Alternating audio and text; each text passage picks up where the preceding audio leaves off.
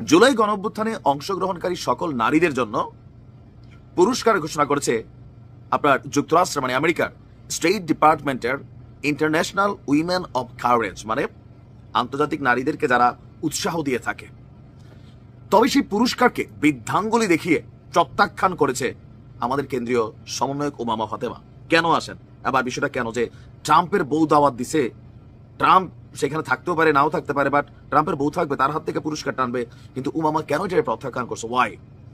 এই বিষয়ে তিনি একটা স্টেটাস দিয়েছেন। তো তিনি কেন পুরস্কার প্রত্যাখ্যান করলেন? তার বক্তব্য, নারী আন্দোলনকারীদের কালেকটিভ স্বীকৃতি আমাদের জন্য গুরুত্বপূর্ণ, সম্মানজনক। তবে এখান থেকে পার্ট 2 যেটা আমার কাছে রেসপেক্টের জায়গা নিয়েছে, সাল 2023 অক্টোবরে আমাদের ফিলিস্তিনের উপর ইসরায়েলের যেই হামলা, নারকীয় হামলা, সেটাকে প্রত্যক্ষভাবে এন্ডোর্স করে যাওয়ার জন্য এই অ্যাওয়ার্ডটি ব্যবহৃত হয়েছে। বলছে যে ফিলিস্তিনের স্বাধীনতা যুদ্ধকে অস্বীকার করে পুরস্কারটি ইসরায়েলের হামলাকে যে প্রক্রিয়ায় জাস্টিফাই করেছে তা পুরস্কারের নিরপেক্ষতাকে প্রশ্নবিদ্ধ করে।